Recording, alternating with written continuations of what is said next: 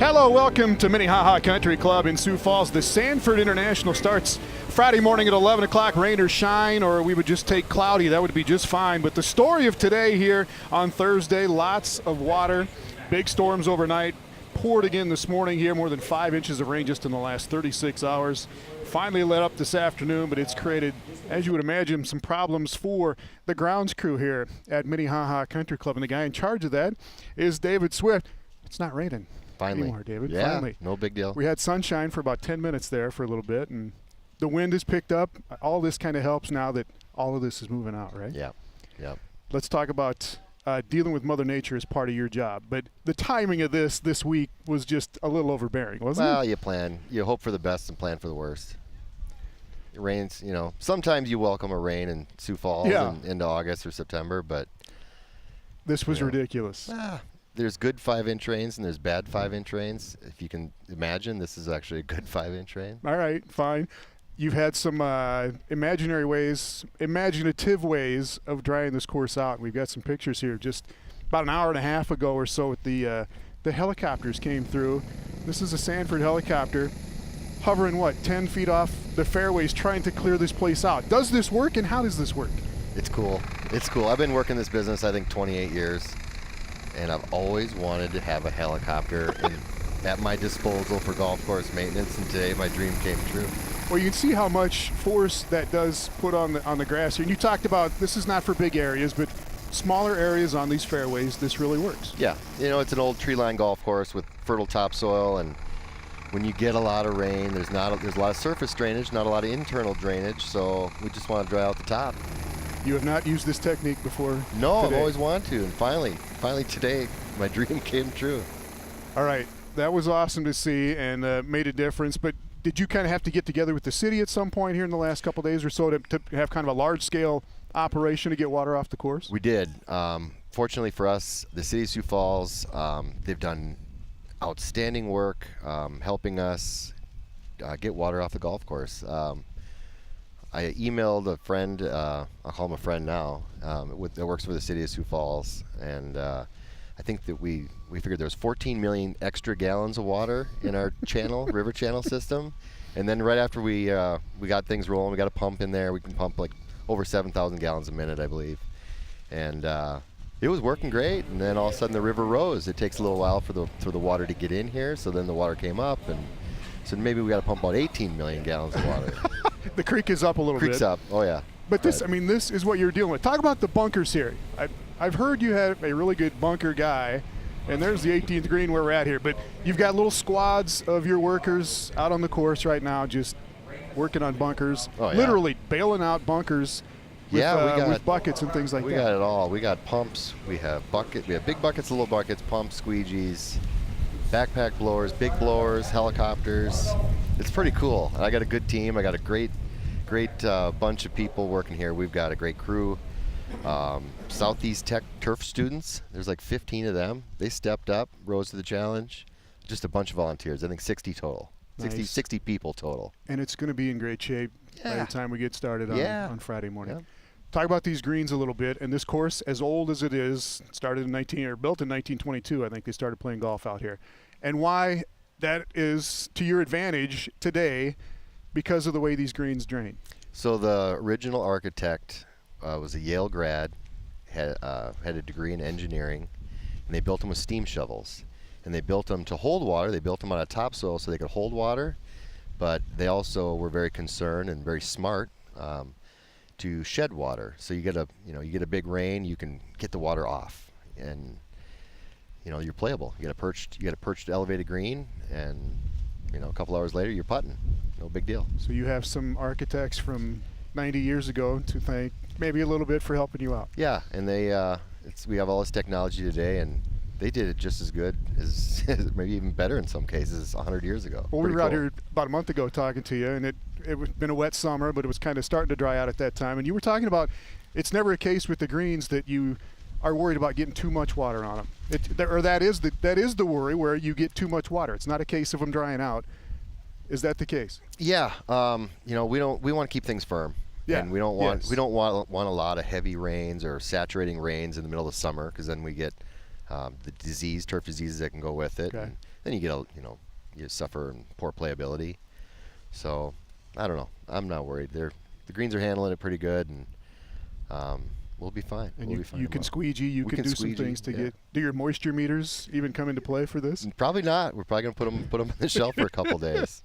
All right. Have you slept in the last couple of days? Yeah, I try.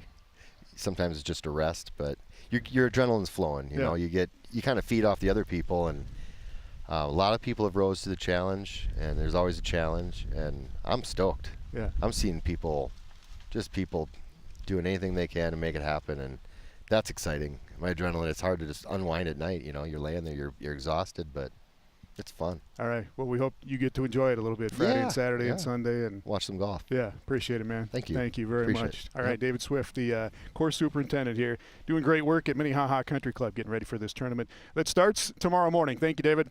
All right, when we come back here on Midco Sports Live, a funny story from Steve Stricker about what somebody said to him downtown in Sioux Falls today, and we'll be joined by tournament director Greg Conrad on all the good stuff that is still going on here at this tournament, and one big change in the parking and the shuttle system for this weekend.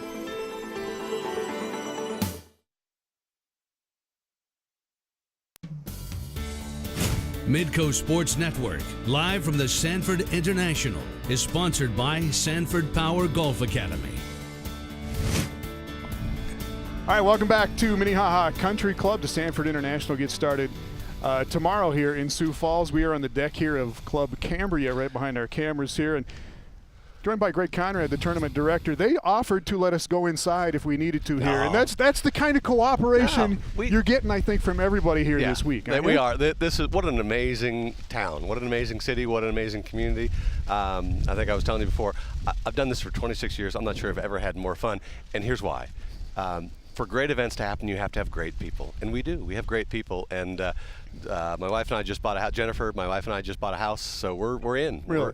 It's that cool, and we've decided this is where we want to spend our time. So. And the challenges have made it fun in a way. Yeah, you know, it's kind of like the movie Life of Pi, right? You go through your life and you sort of learn things as you go along, and your experiences, and you wonder why you're having these challenges and all these hard times and all these goofy things, and then you realize that they all have a purpose, and if you pay attention and learn, you can apply those things. And the helicopter that flew around was one of those times. So it's been a blast, and you know, we just have great people with great ideas, great energy. Since I've been here, I got here in December. I don't think I've heard the word no since I got here. You know, sometimes you get kind of the cocked ear look, and are like, really, how are we going to do that? And it's like, well, let's not worry about that. Let's find the right people to help us. And if we can't quite do it, we'll do something like it. And that's what's behind us. Has kind of been an evolution of a lot of people. It's not one singular person. It's not myself or others.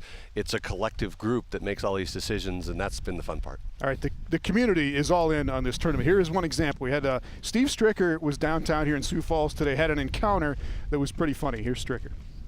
I went down to the Duluth Trading Company today. That's where I was shopping, and the lady's like, yeah, we got a big golf tournament in town. Who's your guy you're going to be following? Who's your favorite? And I looked at my wife. I'm like, Nikki, who's your favorite? And so she didn't answer. So I I don't know what that means. But, you know, the town's behind it, obviously. You know, this woman checking us out, you know, knows that it's here.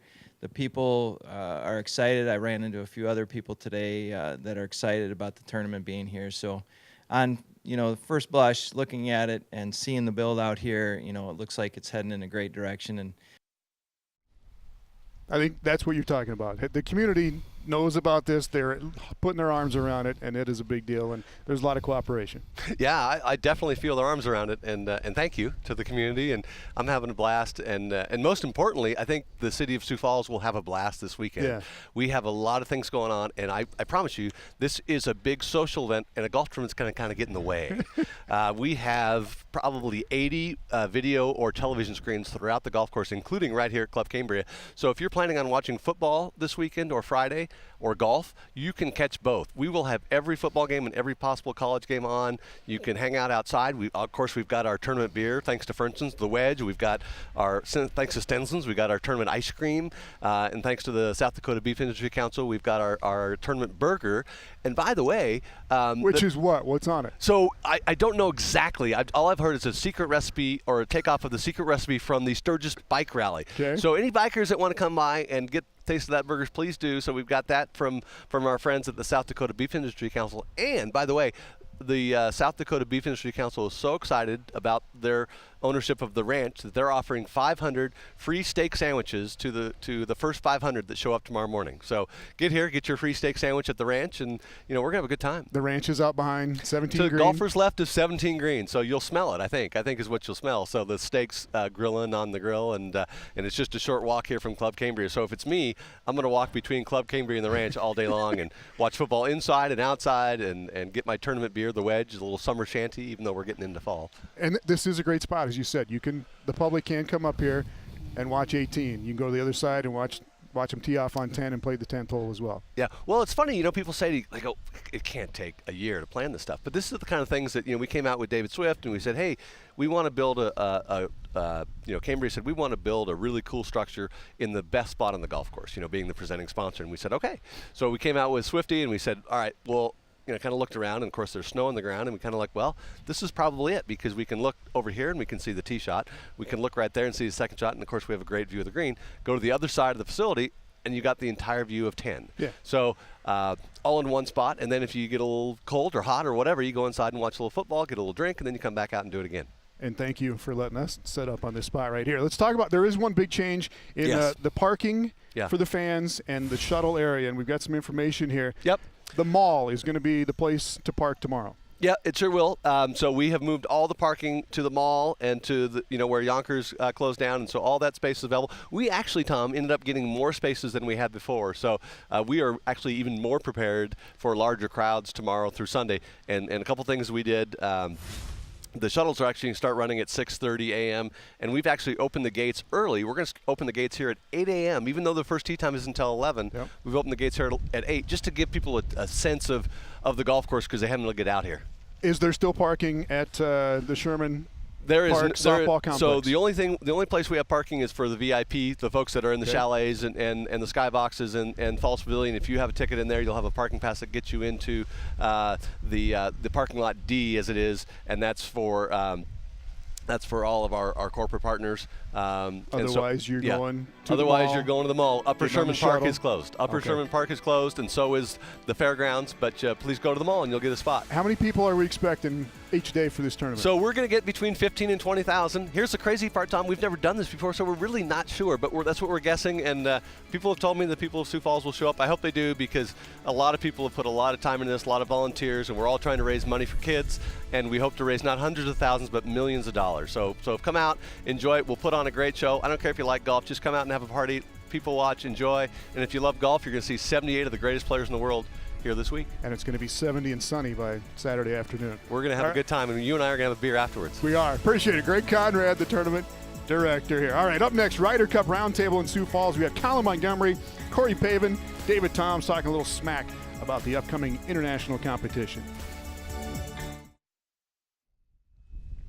Welcome back to Minnehaha Country Club. The Sanford International starts here on Friday morning. First tee times at 11 o'clock. The PGA Tour Championship started today. Tiger Woods and Ricky Fowler tied for the lead after round one there. And the Ryder Cup is coming up, starts next week. The international competition that is played every other year. It's Team USA against Team Europe. And since the players here were kind of trapped in the clubhouse all day, they got together for a Ryder Cup roundtable. Colin Montgomerie talking on behalf of Europe, David Toms and Corey Pavin representing the United States and talking a little jazz. It's my first Ryder Cup, and we're playing at the Belfry. And first match, I was playing against Colin.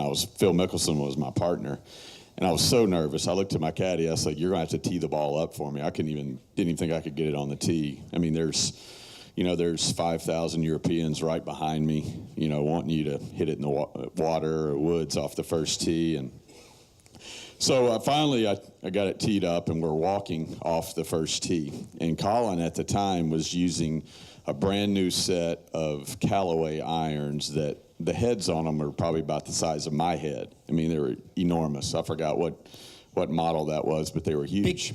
Big Bertha. Big Bertha irons. They were big. They were game improvement clubs. Yeah, they were huge. Because I needed it. Yeah, and they were absolutely huge, and it barely fit in his golf bag. Good thing you had a Ryder Cup bag. It's the only thing you'd fit in.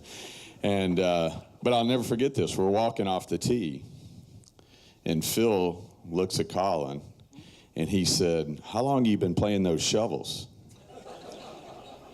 And I was like, game on. I was like, yeah, I could not believe this. You know, it was my first experience. And Colin's reply was like, well, they said they would help 12 handicappers. They'll do a damn good job for me. So Phil said, how long are you playing these shovels? And I said, well, you know, they help a 12 handicap and that should help me. He says, well, I'll tell you what's wrong with them after the round. That was his retort. And I went, well, okay. So walking back after we'd beaten them on the 17th, I was asking him, so what's wrong with my clubs, Phil? Well, if there was something wrong with them and you used your other clubs, you would have beaten them worse, right? Oh, hardly, So- yeah. I'm sorry, what was the question? I remembered, thank you. But yeah, it was a joke. It was a joke. Well, I don't blame you for thinking I forgot. Well, Colin Montgomerie did lead Europe to the win over the United States that year in 2002. Steve Stricker is another guy that has played in the Ryder Cup. He's been the vice captain a couple of times. He will be again this year. David Toms, as you heard there, was a Ryder Cup rookie back in 2002. Toms and Stricker have 25 PGA Tour wins between the two of them, and they both talked today about playing for the first time here in South Dakota. I was surprised how much elevation change there was on the golf course. I felt like flying in, everything looked kind of flat, farmland, and I get here and there are hills everywhere and some uphill shots, downhill shots, and golf course is in great shape before the weather, so we'll see how much it dries out. But should be a fun golf course to play. There are plenty of birdie holes, but some holes that'll be pretty difficult now playing longer. So, we'll see how we deal with the elements, being it's going to get pretty chilly, it looks like, and windy. So obviously pars will be a good score on most holes. I think everybody this week is going to be behind the eight ball, practice-wise and playing and get to see the course. And so you're going to just have to adapt, and we're going to miss it in some spots that were shouldn't be. The greens are pretty severe and undulated, and it's just, it'll be plod your way around and see what you can get out of it. All right, going to be so fun to watch. Toms and Stricker will tee off at 12:30 tomorrow afternoon. Up next, tonight's course management, a flyby of hole number 16. We'll play it with course pro Mickey Finn when we come back.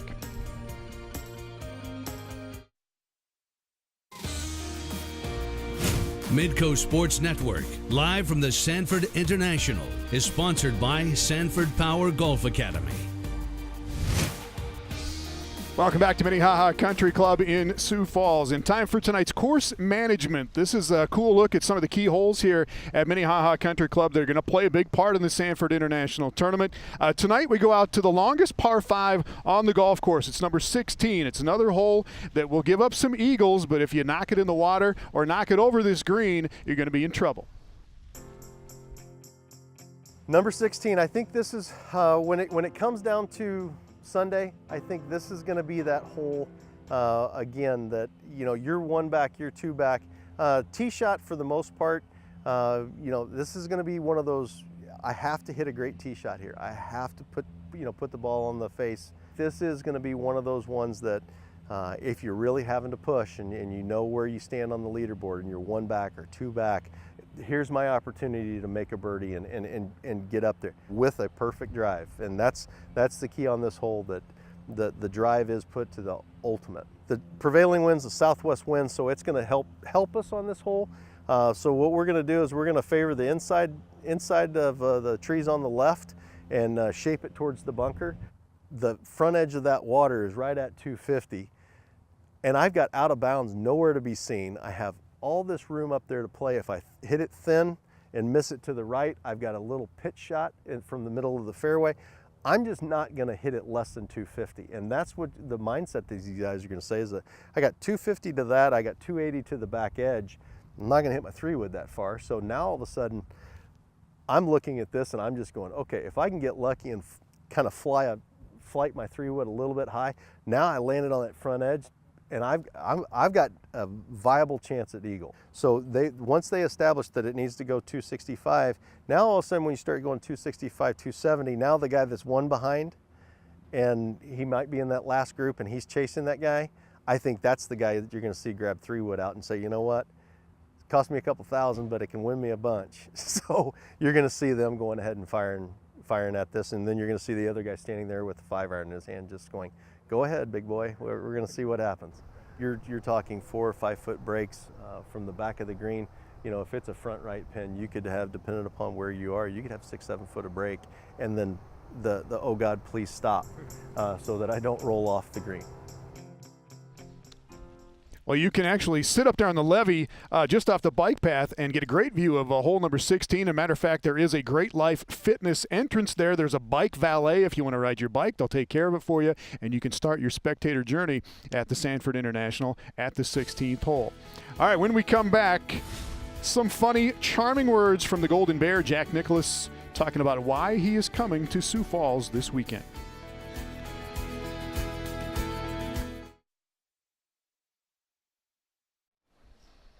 Welcome back to Sanford International. Starts tomorrow morning, Friday morning. Jack Nicklaus will be here for the opening ceremonies, and Nicklaus will play 9 holes here on Saturday afternoon. Andy North and I are going to play 9 holes, a little exhibition sort of as part of the tournament. We're trying to show a little bit of the golf greats, you might say, that they've shown at the 3M tournament. And we're looking forward to having some fun and showing the people in Sioux Falls, you know, that we actually did used to play golf. All right, that is coming up on Saturday. Jack Nicklaus, Andy North, Dave Stockton, Graham Marsh. They will play 9 holes starting at about 3:30 Saturday afternoon. They'll go off 10th hole after the last group of the day on Saturday afternoon.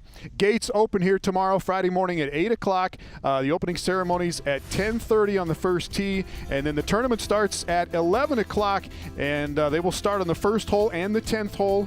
Tom Byram, Mark Calcavecchia, Jerry Smith in the first group off on number 1 tee. Vijay Singh tees off at noon. Great group at 12:20 with Tom Lehman, Jerry Kelly, and Colin Montgomerie. John Daly will start on the 10th tee at 12:20 tomorrow in round 1. We'll be here Friday and Saturday and Sunday night at 7 o'clock to wrap it all up for you. Good night from the Sanford International.